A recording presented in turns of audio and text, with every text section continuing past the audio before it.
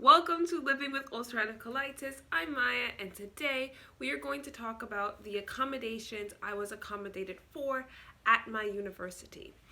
So if you watched last week's video, I told you about the accommodations that you can ask for from your university or your college to accommodate your disability. And I have UC, so I talked about invisible disabilities. And that was before I had my appointment with my accessibility advisor or counselor. So this past Friday, I had the appointment. And so this is the things that I was accommodated for. So, one of the things that I asked to be accommodated for was to take classes online. This semester, I'm going to be taking mostly in-person classes, but in future events, I want to try to take as many courses online as possible so that I can avoid having a lot of contact with people. And so this was accommodated by my advisor counselor, or we're just going to call them my counselor, saying that they would put a note in just for my advisor not to go to the teachers when it is possible inside of my major or my degree program to take classes online. So that being in there means that it'll be in there until I graduate, but every semester, of course, you go and you readjust or you re-talk about all your different accommodations. My next one was I wanted to have access to the locations of private bathrooms and elevators. And my counselor, the way this was accommodated was he said that he would have to talk with the dean of buildings so that they can find where the private bathrooms are on all of the buildings. And that couldn't be done immediately, but he was able to find me a central location where there is a private bathroom that is in reach of all of my classes. So that was accommodated, and I will be receiving the locations of all the bathrooms. So I was really excited about that one because if you have UC or a digestive disability, knowing where the bathrooms are is pretty important.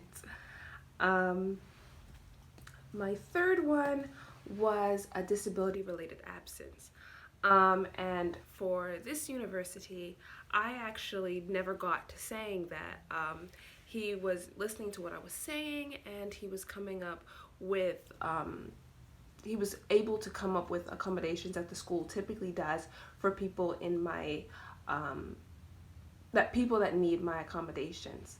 And the accommodations that this school has is that if you are having a disability related problem and you don't feel like you'll be able to get into school and you won't be able to focus, you can ahead of time contact your professor and ask for a 48-hour extension on all assignments, tests, and quizzes. This is obviously something that is supposed to be done very rarely, but the fact that it is there, the fact that you can contact your professor and you don't have to worry about being marked down or missing participation points because you don't feel well. And that's one of the reasons most people end up ignoring different problems that they're having so that they don't get penalized for it. And so to protect me on the other end, if say I wasn't able to contact my professor before I realized that I didn't feel well, on the other side, I can ask for a 48-hour extension if I missed an assignment. So it's a 48-hour clearance that protects me on both sides and both instances.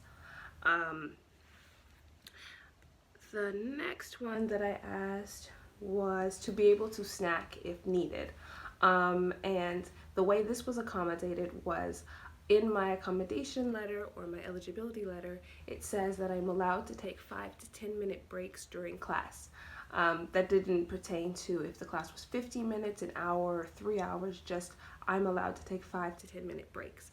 And inside of these breaks, I can leave the class to go eat or to go to the bathroom, or I can step out for a minute. And it is an accommodation that he said that goes for a lot of students on campus that have like a fatigue disorder or they just need to take a break because information coming at you can make you kind of exhausted. So that was a coverall. Um, and then, what was the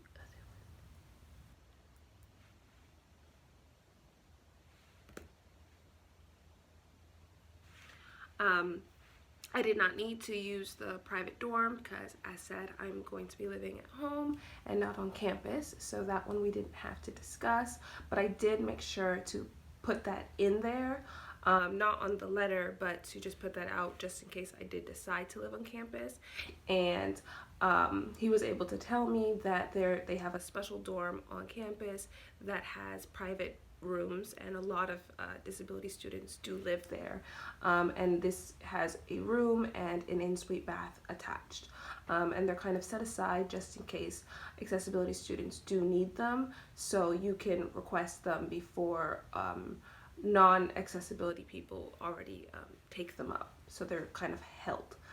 Um, and then for extra time to complete exams and connecting with professors and stuff, that all is handled through the accessibility services. So if I am having trouble with a professor, I can simply CC the accessibility services and the professor, and then I can ask questions through that. And that gives me a certain amount of assurance that I will be heard.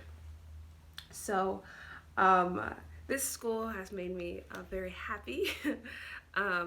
This is not pertaining to all universities. All universities are not like this, but this school is, and I am like in awe. So I was talking to more people that were in the program, and they mentioned that before you pick a school, you can go and review the accessibilities department and ask what things that they do accommodate. Just as you go to do a campus tour, or you go to check out the campus athletic department, you can go and check out your school's accessibilities department before you join the school. So if you have a disability like mine and you are going to university and you plan to live there, you're just planning to go there, and you have had instances where your universities were not very supportive, then I really do suggest going to check out their accessibility services before you apply, or before you accept your acceptance letter. So I hope this video was helpful. Please like, share, subscribe, and press the bell for notifications. Bye guys!